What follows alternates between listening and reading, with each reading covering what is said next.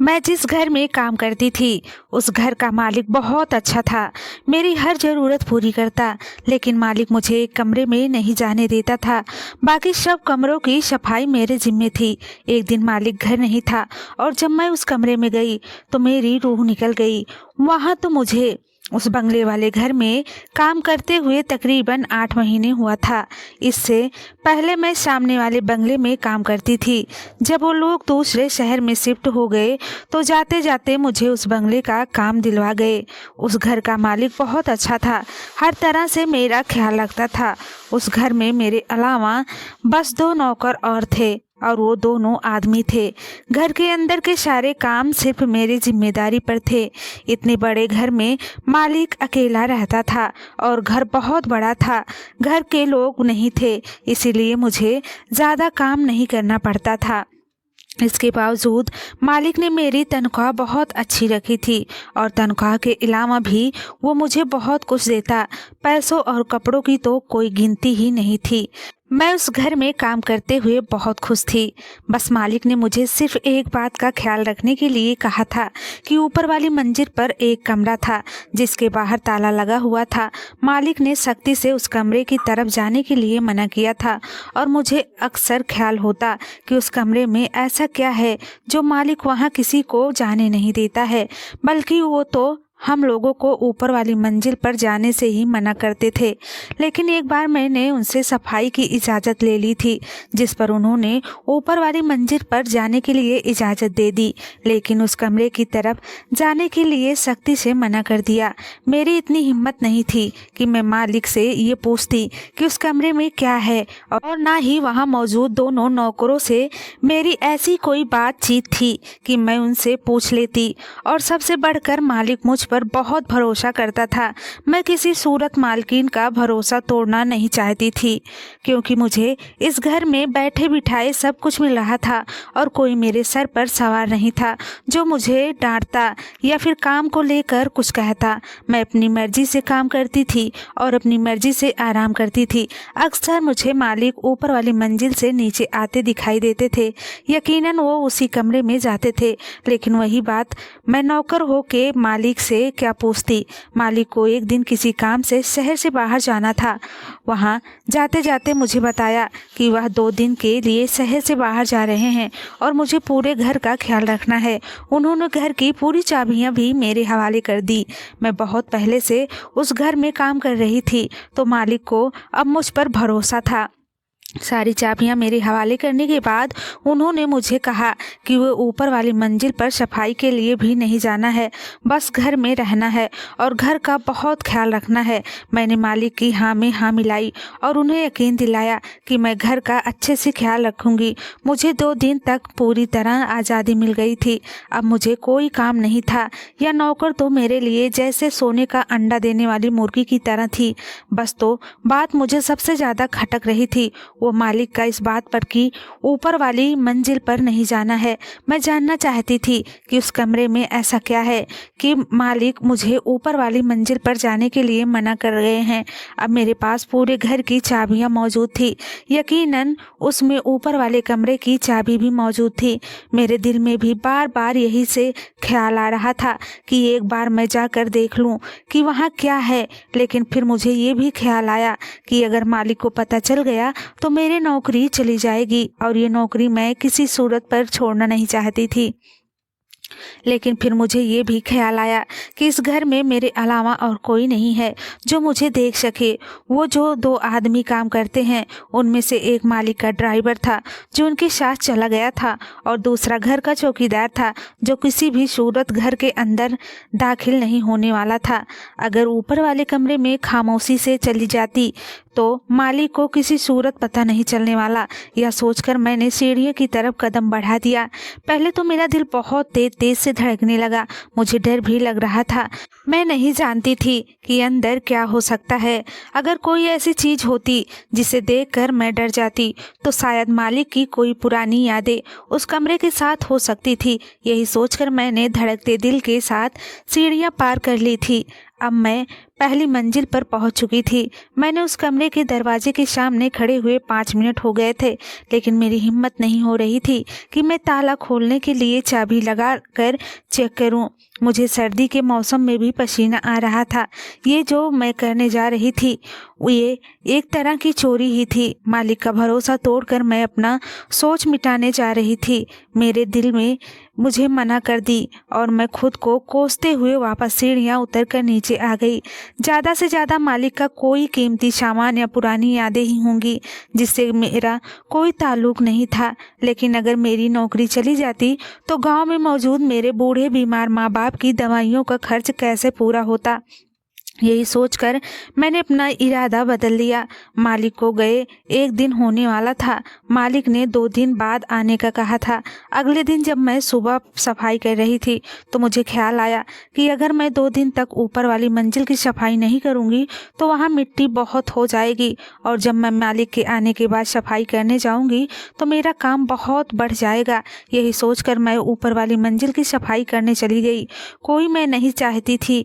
मैं मालिक के आने के बाद अचानक ही मेरे सर पर बहुत सारा काम आ पड़े, जबकि अभी मैं बिल्कुल खाली थी और अकेले घर में मेरा दिल भी नहीं लग रहा था।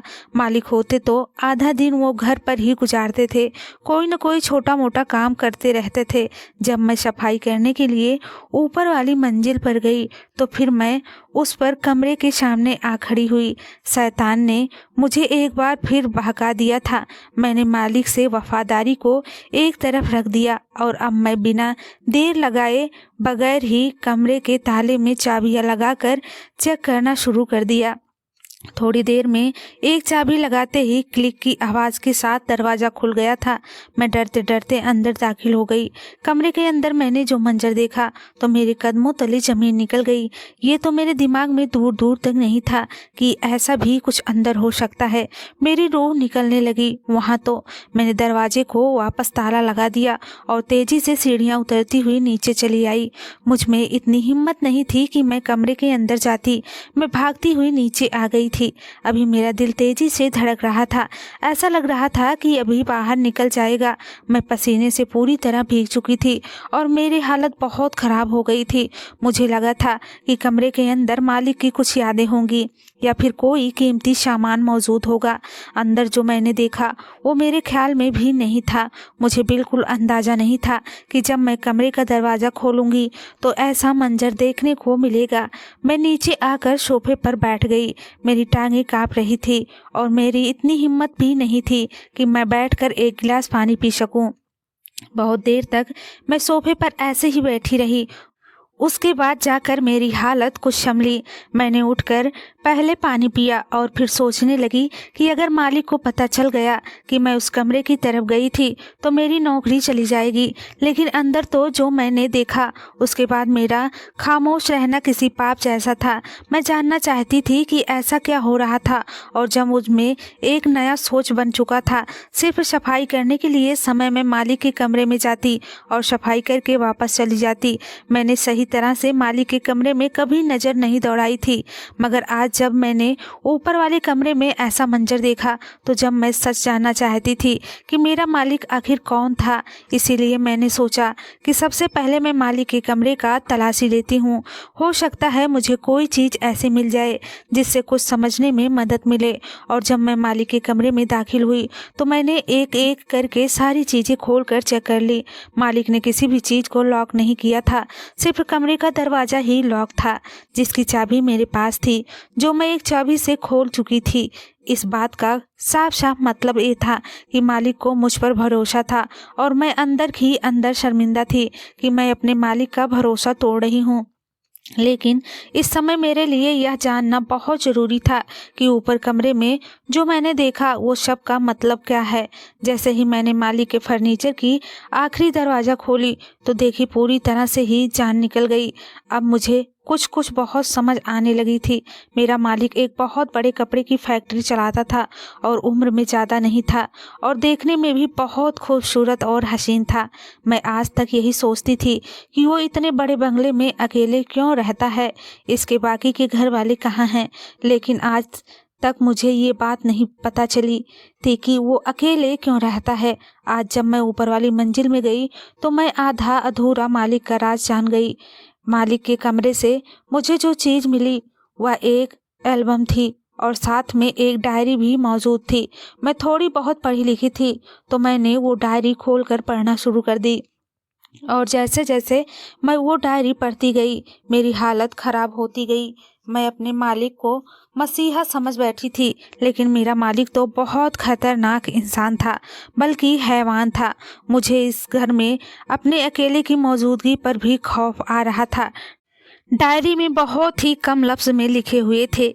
कभी कभी कहीं कहीं कुछ बातें थीं जिन्हें पढ़ने के बाद मेरी जान निकल गई थी। मुझे लगा था कि मैं मालिक का सच जान गई हूँ, लेकिन मैं भूल गई थी कि हर तस्वीर के अलग मतलब होते हैं, हर सच के दो पहलू। मैंने अपनी नज़र से सारा जमा जोड़ करके एक कहानी समझ ली थी, लेकिन वह मेरा जमा जोड़ था, वो भी अधूरा, क्योंकि मालिक की डायरी में सिर्फ 10-12 ही पेज थे, बाकी पेज तो लिखे हुए ही नहीं थे। मैंने एल्बम खोल कर देखा तो उसमें मालिक की बचपन की फ़ोटो भी लगी हुई थी, जिसमें वो अपने माँ बाप के साथ मुस्कुराते हुए खड़े थे। मैंने पहली बार मालिक के माँ बाप की कोई फ़ोटो देखी थी और इससे ज़्यादा उस एल्बम में कुछ भी नहीं था, लेकिन मैं समझ गई थी। मैंने खुद से ही सारी कड़ियाँ जोड़ ली थी, जबकि मैं कभी अधूरा सा जानती थी। मुझे नहीं पता था कि जब मुझे पूरा सच पता चलेगा तो मेरी पूरी रूह पूरी तरह ही निकल जाएगी। मैंने सब कुछ पहले जैसा कर दिया था। मैं मालिक के कमरे को दोबारा लॉक करके वापस बाहर आ गई। ऊपर वाली मंजिल भी पहले की तरह ही लॉक कर दी।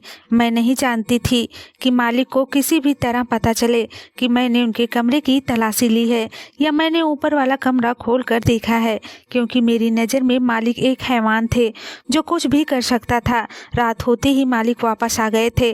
अब मालिक को देखकर मेरी जान निकल रही थी। मैंने जैसे तैसे उनके लिए खाना बनाया और सर्वेंट क्वार्टर की तरफ भाग गई। अब मुझ में इतनी हिम्मत नहीं थी कि मैं उनका सामना कर सकती, और कहीं न कहीं मेरे दिल में ये डर मौजूद था कि अगर मालिक को पता चल गया तो मेरी नौकरी चली जाएगी, या ये भी हो सकता है कि वो मुझे इससे ज़्यादा कोई खौफनाक सज़ा दे देते। मैं सर्वेंट क्वार्टर में आकर लेट गई। सर्दी होते जा रही थी। जब मालिक ने मुझे फ़ोन करके वापस बंगले में बुलाया तो मेरी पूरी तरह जान निकल गई। मुझे लगा कि शायद मालिक को सारा सच पता चल गया है। मैं लड़खड़ाते कदमों से बंगले में दाखिल हुई तो मालिक ने कहा कि सर्दी बहुत ज़्यादा है। मेरे जान में जान आई और मैंने जल्दी से काफ़ी तैयार की और मालिक के कमरे में पहुंचने गई तो मालिक ने मुझे रोक लिया और कहा कि बैठ जाओ। मैं ठंडे फर्श पर ही बैठ गई। ठंड से मुझे कपकपी हो रही थी। मेरे पीछे तुमने कमरे की तलाशी ली थी? मालिक ने सख्त लफ्ज़े में मुझसे जिस तरह सवाल किया, मेरी हालत गंभीर हो गई। मालिक जान गया था कि मैंने उसके कमरे की तलाशी ली है। मैंने खामोश होकर सर झुका दिया। क्या चाहिए था तुझे ऐसा जिसके लिए तुमने मेरे कमरे की तलाशी ली? किस चीज़ की ज़रूरत थी? मैंने तुम्हारा ख्याल रखने में कोई कमी नहीं की थी। मालिक मुझसे ठंडे लफ्ज़े में सवाल पर सवाल कर रहे थे और मेरे पास कोई जवाब नहीं था। बोलो, तुझे ऐसा क्या चाहिए था जिसके लिए तूने मेरी सारी दरवाज़ों का सामान ही उलट पलट दिया? तुम्हें लग रहा था कि मुझे नहीं पता चलेगा। मैं अपनी हर चीज़ अच्छे से रखता हूँ और तुमने सब कुछ आगे पीछे कर दिया। तुम्हें लगा कि मैं जान नहीं पाऊँगा। तुमने मेरे पीछे सारी दराजें अच्छी तरह से चेक की है। मालिक का गुस्सा भी अजीब था। वो बस सख्त लफ्ज़ में सवाल पर सवाल कर रहे थे। मुझे लगा अब मैं सच नहीं छुपा पाऊंगी। मैंने उन्हें बता दिया कि मैंने उनकी न रहने पर ऊपर वाली मंजिल पर सफाई करने के लिए गई थी।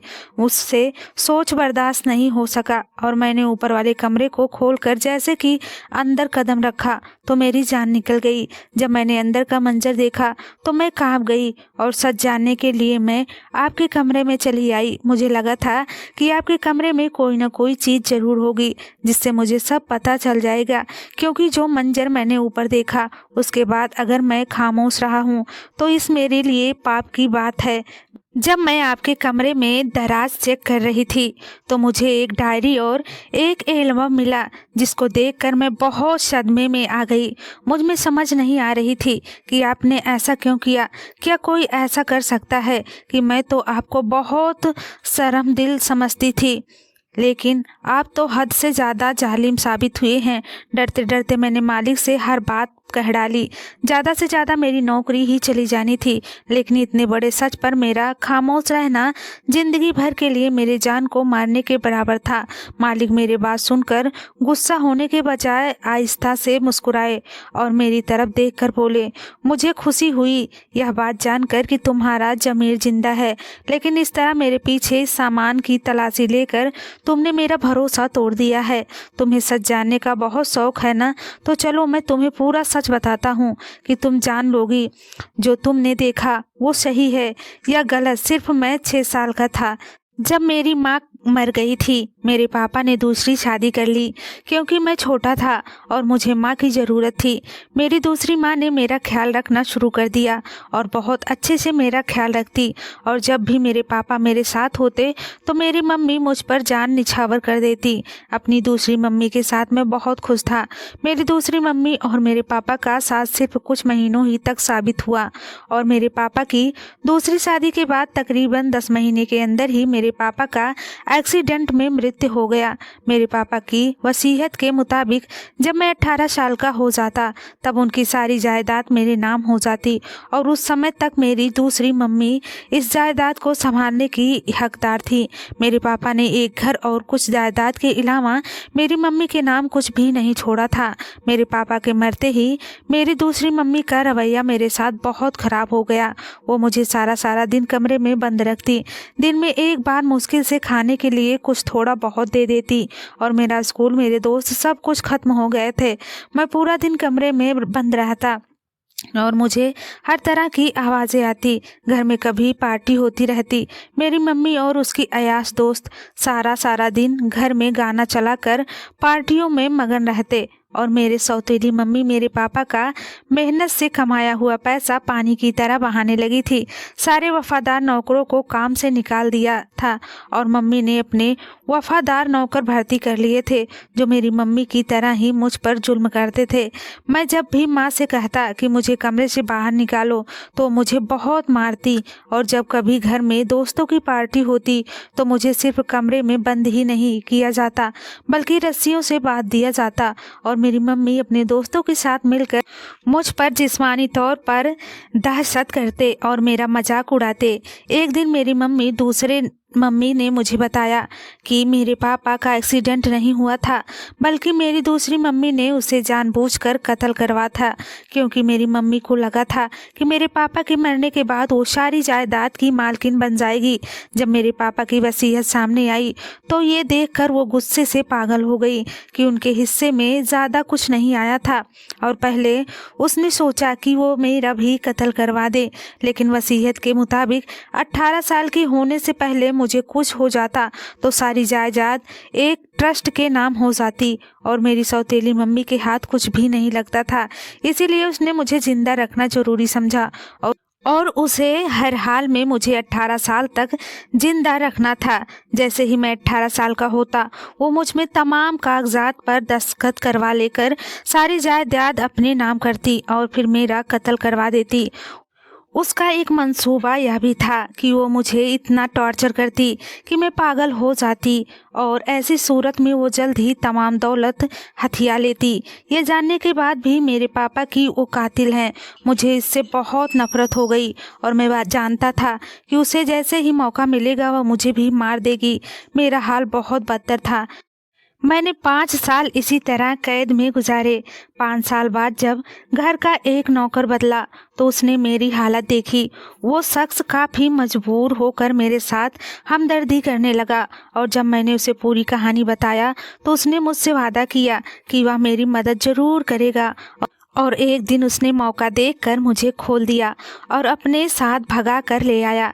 मैंने आने वाले 4 साल उनके साथ उनके गांव में गुजारे और जब मैं 18 साल का हो गया तो मम्मी पापा के वकील के पास दोबारा पहुंचा तो मुझे जिंदा सलामत देखकर बेहद खुश हुए, क्योंकि वह मेरे पापा का दोस्त भी था। और इस तरह सारी जायदाद मैंने अपने नाम वापस कर ली। मेरी मम्मी ने मुझे देखते ही माफ़ी मांगने का ड्रामा किया। मैंने सबके सामने उन्हें खुशी के साथ माफ़ कर दिया, लेकिन मैं एक ऐसी औरत को कैसे माफ़ कर सकता था जो मेरे पापा की कातिल थी, जिसने मुझे ज़हनी तौर पर बेइज्जत कर दिया था, जिसकी वजह से मैं पढ़ाई करने से चूक गया था और मैंने अपनी ज़िंदगी के बहुत सारे साल एक कमरे में रस्सियों में जकड़ कर गुजारे थे। मैं अपनी सौतेली मम्मी को माफ़ करके इस बंगले में आया और उन्हें ऊपर वाले कमरे में ले जाकर बंद कर दिया। तुमने ऊपर वाले कमरे में जिस औरत को रस्सियों में बांधा हुआ देखा वो मेरी सौतेली मम्मी ही है। मैंने उनके साथ वो सब कुछ नहीं किया जो उसने मेरे साथ किया था, बस मैंने उसे रस्सियों से बांध कर छोड़ दिया है, लेकिन मैं उसे समय पर खाना भी देता हूँ और पानी भी पहुँचाता हूँ। मैंने उसे भूखा नहीं रखा है और ना ही जिस्मानी तौर पर उसे कोई नुकसान पहुँचाया है। वो मेरे पापा की कातिल भी थी और मेरी मुजर्रिम भी। तुमने जो फ़ोटो एल्बम में देखी वो उन दिनों की है जब मेरी मम्मी ज़िंदा थी, जब तक मेरे पापा ज़िंदा थे, जब तक मेरे पिता ज़िंदा थे। मेरी मम्मी मेरे साथ बहुत अच्छी थी, क्योंकि वो जानती थी कि वो जल्द मेरे पापा का कत्ल करवा कर सारी दौलत की मालकिन बन जाएंगी और मुझे भी आराम से रास्ते से हटा सकेंगी। लेकिन मेरे पापा की वसीयत ने उसके सारे किए कराए पर पानी फेर दिया था। मेरी मम्मी जो मेरे सौतेली माँ हैं 6 सालों से ऊपर वाले कमरे में इसी तरह बंद है और जब तक वह जिंदा है मैं उसे इसी तरह बंद रखूँगा।